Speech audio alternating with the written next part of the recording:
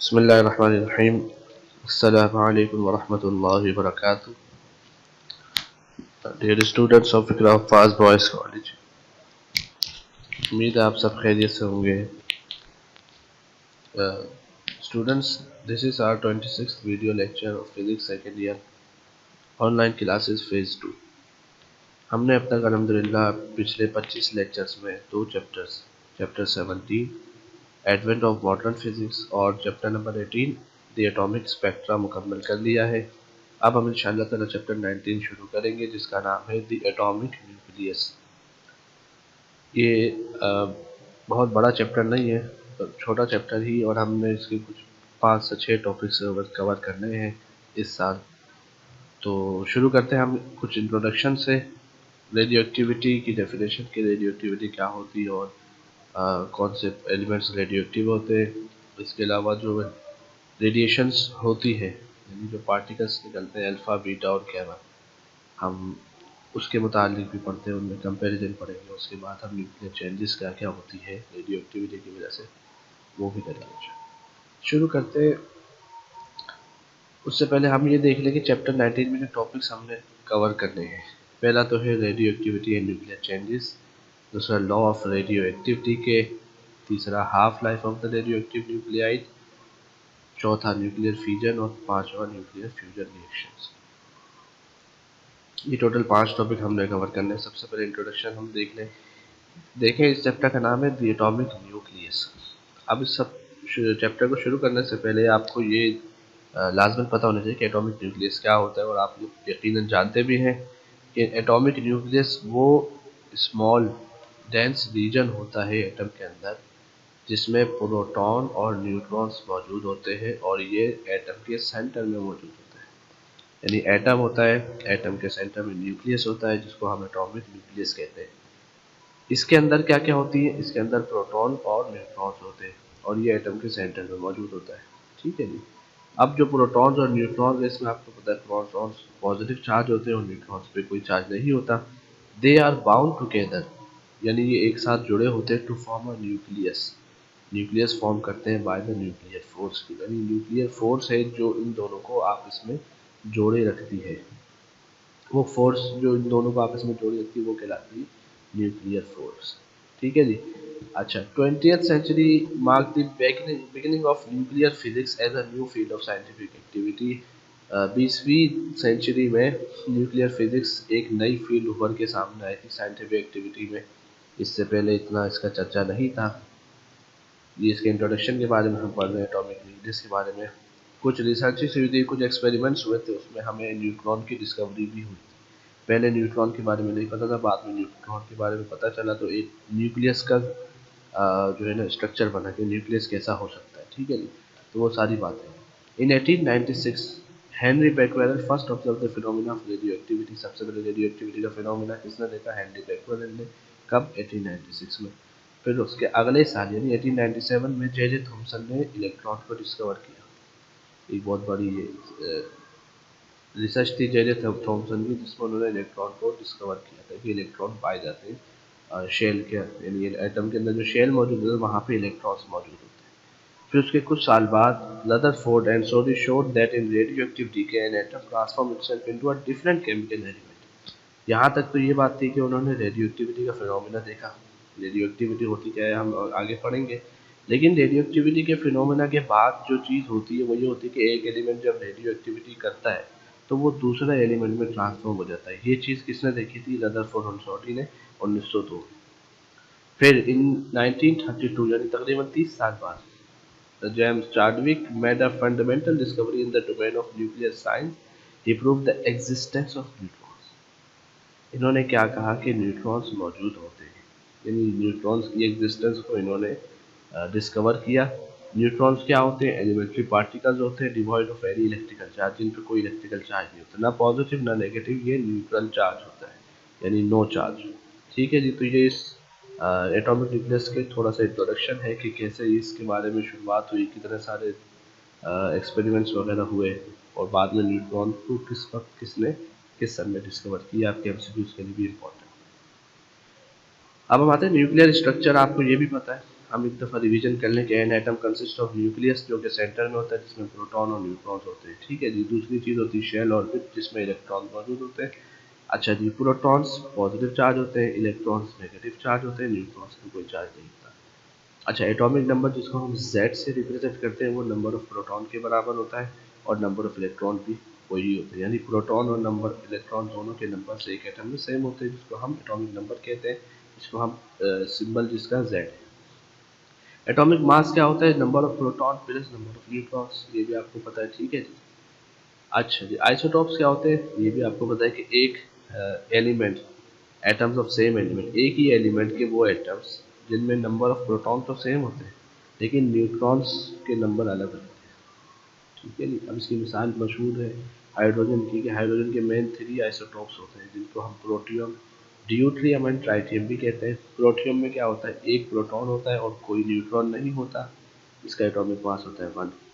Deuterium में क्या होता है? एक प्रोटॉन होता है और एक न्यूट्रॉन होता है, तो इसका एटॉमिक मास बन गया प्रोटॉन यानी 1 प्लस 1 न्यूट्रॉन 2। और ट्राइटियम में एक प्रोटॉन और 2 न्यूट्रॉन होते हैं, इसका मास बन जाता है 3। तो आपको ये नज़र आ रहा है जो ऊपर 3 2 1 लिखा हुआ है, ये कहलाते हैं कन्वेंशनल सिंबल। एक एलिमेंट को शो करने का कन्वेंशनल सिंबल होता है, उसको हम कैसे लिखते हैं? उसको इस तरह देखते हैं। मिसाल के तौर पर आप देखेंगे एक्स, एक्स क्या है? ये किसी भी एलिमेंट का सिंबल है। ठीक है जी। फॉर एग्जाम्पल अगर मैं आपसे कहूँ कि सोडियम, तो यहाँ पे जो एक्स है इसकी जगह पर आ जाएगा Na। कन्वेंशनल सिंबल का तरीक़ेकार है। नीचे उसके छोटे सबस्क्रिप्ट में लेफ्ट साइड पर जो Z लिखा हुआ है, इसका मतलब है number of proton atomic number, यानी इसके पास जितने प्रोटॉन है उनकी तादाद आप यहाँ लिखेंगे। फॉर एग्जांपल सोडियम में 11 होते तो आप लिखेंगे Na और यहाँ पे लिखेंगे 11। एटॉमिक मास नंबर क्या होता है? Number of proton plus neutron. तो सोडियम में 11 इलेक्ट्रॉन होते हैं, 11 प्रोटॉन होते हैं और 12 न्यूट्रॉन होते हैं, तो दोनों को प्लस करें तो 23 बनते हैं। तो यहाँ पे सोडियम इस तरह लिखेंगे Na छोटा सा 11 और यहाँ पर 23। तो ये कहलाता है conventional symbol for chemical elements. हम किसी भी एलिमेंट को इस तरीके से इस सिंबल में शो करेंगे यहाँ पर। ठीक है। एलिमेंट लिखेंगे, उसके नीचे लेफ्ट साइड पे आप लिखेंगे उसका एटॉमिक नंबर, और ऊपर चाहे तो यहाँ पर यानी लेफ्ट साइड पर भी लिख सकते हैं और बाद वक़्त आपको राइट साइड पर भी लिखा हुआ नज़र आएगा। हम दोनों तरीके से लिख सकते हैं। ठीक है। अच्छा जी। अब हम चलते हैं रेडियो एक्टिविटी क्या होती है। इन 1896 हमने पीछे एक बात कहा भी था कि जो सबसे पहले जिसने रेडियो एक्टिविटी का फिनोमिना देखा था वो कौन था? Henri Becquerel. तो in 1896 a French scientist Henri Becquerel discovered that uranium, एक एलिमेंट है जिसका नाम है uranium, and its compounds and several elements, यानी वो कंपाउंड्स जिनमें यूरेनियम मौजूद हो, खाली यूरेनियम हो या वो कंपाउंड जिनमें यूरेनियम मौजूद है, और इसके अलावा और भी मजीद एलिमेंट्स जिनका Z यानी एटॉमिक नंबर 82 से ज़्यादा है। 82 से जो ज़्यादा एटॉमिक नंबर वाले एलिमेंट्स हैं, emit some mysterious type of radiations, कि वो कुछ रेडिएशन शो करते हैं। ये किसने देखा? इस साइंसदान ने। Which effect photography plate in dark and also produce ionization in the gases, जो कि गैसेस में आयोनाइजेशन कर देती है, यानी गैसेस में जो एलिमेंट्स मौजूद हैं उनको वो रेडिएशन आती है और उस एलिमेंट्स में मौजूद इलेक्ट्रॉन को हिट करती हैं, और हिट करने के बाद वो इलेक्ट्रॉन उन गैसेस से के एटम से बाहर निकल जाते हैं, तो वो गैस आयोनाइज हो जाती है। यानी इतनी खतरनाक किस्म की तेज इसमें रेडिएशन मौजूद होती है। सच एलिमेंट्स, वो एलिमेंट जिनका atomic mass sorry atomic number 82 से ज़्यादा है, वो रेडिएशन शो करते हैं, इसलिए उनको हम क्या कहते हैं? Radio active elements. और ये जो फिनोमिना है इसको हम कहते हैं रेडियो एक्टिविटी, यानी वो फिनोमिना जिसमें radio active elements radiation show करते हैं, वो फिनोमिना, वो प्रोसेस कहलाता है रेडियो एक्टिविटी। ठीक है जी। अच्छा, in the beginning it was thought that there were only one type of radiation. पहले तो ये समझा जाता था कि भाई जो रेडिएशन है वो एक ही तरह की होती है, लेकिन बाद में रदरफोर्ड एंड सोडी जो हमने पीछे देखा था, उन्होंने क्या किया, वो इस बात के एबल हो गए कि उन्होंने ये प्रूव कर दिया कि जो रेडिएशन हो रही है वो एक टाइप की नहीं होती। Radiation emitted by radioactive substances are of 3 different types. 3 तरह की रेडिएशन होती है। वो कौन सी है? आपको ये भी पता है, अल्फा रेज, बीटा रेज और गैमा रेज। यानी एलिमेंट्स जो है वो 3 तरह की रेडिएशन करते हैं, या तो अल्फा रेज या बीटा रेज या गैमा रेज। अब इन तीनों टाइप्स को हम तफसील से देखेंगे, इनका कंपैरिजन देखेंगे कि तीनों टाइप्स में क्या क्या खूबियाँ, क्या क्या करेक्टरिस्टिक, क्या क्या प्रॉपर्टीज़ पाई जाती हैं। अच्छा जी, तो ये properties alpha rays, beta rays और गैमा रेस तीनों रेस आ गई। इनके सिंबल क्या है? अल्फा के लिए अल्फा यूज होता है, बीटा के लिए बीटा और गैमा के लिए गैमा। इनके नाम के साथ ही सिंबल यूज होता है, नाम जैसे। अच्छा, इनका मास क्या है? इसका मास है 6.65 एक्सपोनेंट माइनस 27 kg। इसका 5.5 एक्सपोनेंट माइनस 4 AMU, क्योंकि ये इलेक्ट्रॉन होता है इसलिए इसका मास केजी में नहीं है, एटॉमिक मास यूनिट में। अच्छा जी, इसका कोई मास नहीं होता, नेग्लिजिबल होता है। अल्फा रेस का जो चार्ज है वो पॉजिटिव चार्ज होता है, और वो वन पॉजिटिव चार्ज नहीं बल्कि टू पॉजिटिव चार्ज होता है।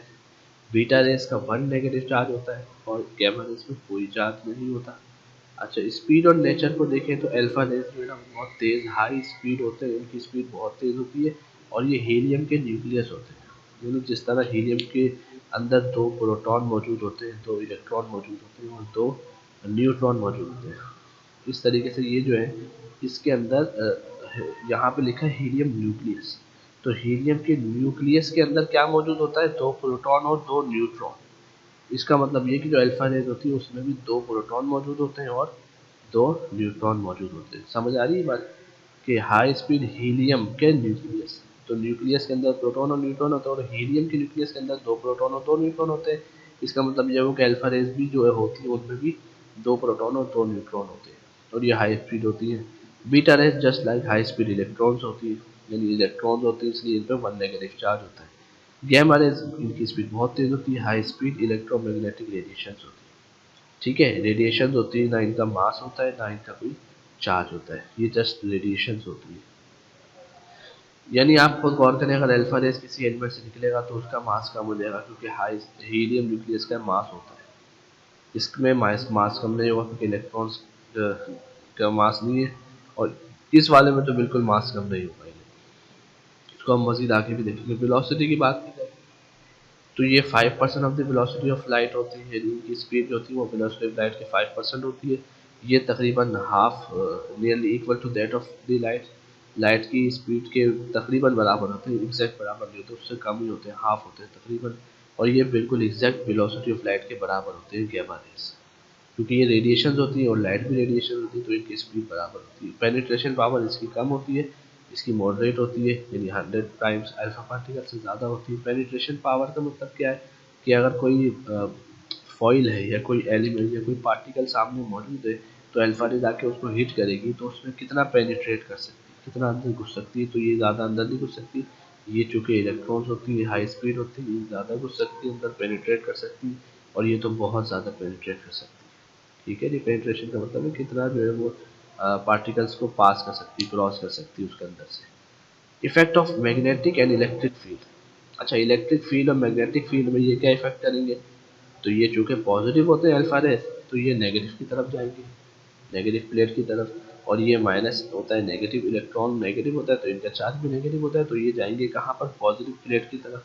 यानी अगर एक तरफ यहाँ पर नेगेटिव प्लेट हो, यहाँ पर पॉजिटिव प्लेट हो, तो ये इलेक्ट्रॉन अगर बाहर निकलेगा तो ये पॉजिटिव की तरफ जाएगा, और अल्फा जाएगा नेगेटिव की तरफ, क्योंकि अल्फा पॉजिटिव होता है जो कि नेगेटिव की तरफ अट्रैक्ट होगा। इनमें कोई चार्ज नहीं होता, ये रिफ्लेक्ट नहीं होंगे, सीधे सीधे चले जाएंगे। आयोनाइजिंग पावर अल्फा की ज़्यादा होगी सबसे, इसकी कम होगी, और इसकी सबसे कम होगी। तो आप इस पैटर्न पे सारे ये जो प्रॉपर्टीज़ हैं इनको अपने पास लाख से लिख भी लें, और इसको समझने में आपको इस तरह आसानी होगी टेबल के फॉर्म में। अगर हम इसको पैराग्राफ के फॉर्म में करेंगे तो मुश्किल होगा। ठीक है ना? आज हम यहीं तक रखते हैं। इंशाल्लाह नेक्स्ट लेक्चर में हम फिर लॉ ऑफ रेडियो एक्टिविटी के और अल्फा बीटा डीके के बारे में पढ़ेंगे। उम्मीद है आपको समझ आ गया हो। कोई चीज़ आपको मुश्किल लगी आप मुझसे पूछ सकते हैं। जज़ाकल्लाह, अस्सलाम वालेकुम।